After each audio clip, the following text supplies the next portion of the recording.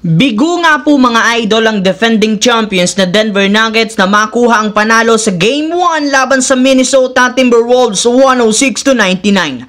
Hindi nga dito naging sapat ang nagawa ni Nikola Jokic na 32 points, Jamal Murray na 17 points lamang at si Michael Porter Jr. na merong 20 points. At isa nga sa mga rason ng pagkatalo ng Denver Nuggets ay ang katotohanan na sobrang nahihirapan dito si Nikola Jokic na makagalaw sa ilalim ng basket dahil sa depensa ng triple tower ng Minnesota Timberwolves na sina Rudy Gobert, Naz Reid at si Karl Anthony Towns. Sa katunayan, wala man lang siyang nakuha ni isa mang easy basket sa kabuuan ng kanyang playing time sa Game 1, gayong lahat nga ng kanyang tira pinagtatrabahuhan talaga. Kitang-kita nga ito sa huling minuto ng fourth quarter matapos siyang mapagod agad na siyang dahilan bakit nagkaroon siya ng mga walang kwentang turnovers. At kasabay nga ng kanilang pagkatalo, mismong si Jokic na ang nagsabi na kailangan niyang i-clone ang kanyang sarili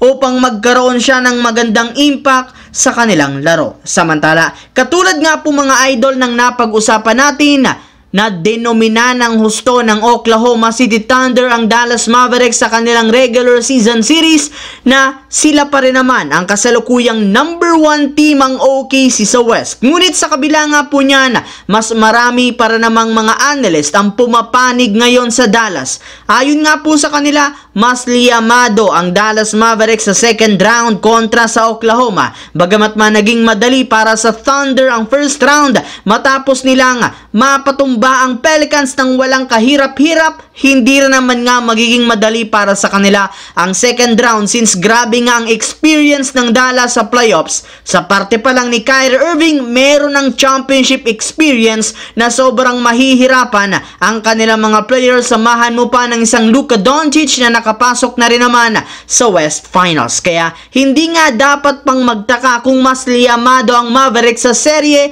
na merong mga batang player at wala pang masyadong experience ang Thunder sa tunay na playoff game. Katulad nga po mga idol ng inasahan, si Anthony Edwards pa rin ang nanguna sa Timberwolves para makuha ang panalo sa Game 1 matapos itong magtala ng kanyang career high 43 points. Kaya dahil dyan, siya na nga ang pangalawang player sa history sunod kay Kobe Bryant na nakapagtala ng back-to-back 40-point game sa playoffs sa edad na 23 years old. At kasabay ng naging performance nito, trending rin naman ang kanyang pangalan sa social media at mas lalo lamang siyang kinumpara kay Michael Jordan. Yes mga idol, marami nga po mga fans at analysts ang pumupuri ngayon sa kanya since natulungan nga nito ang Wolves na makuha ang 1-0 na kalamangan. And speaking of Michael Jordan, mismong eto na nga po mga idol ang nagsabi na sa kanyang interview na sa tingin niya espesyal ang batang si Anthony Edwards. Yes mga idol, si Jordan na nga mismo ay proud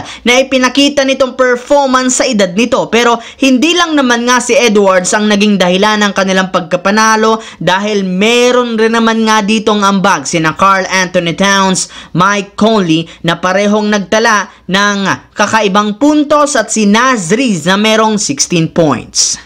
So yun lamang mga idol ang ating bagong video na ating pinag-usapan ngayon dito. Once again, this is your J-Zone TV. Huwag kalimutang mag-like, mag-subscribe, pindutin ang notification bell sa akin channel para lagi kayo maging updated sa mga videos na pinapalabas ko. Isang malaking shoutout sa lahat mga idol.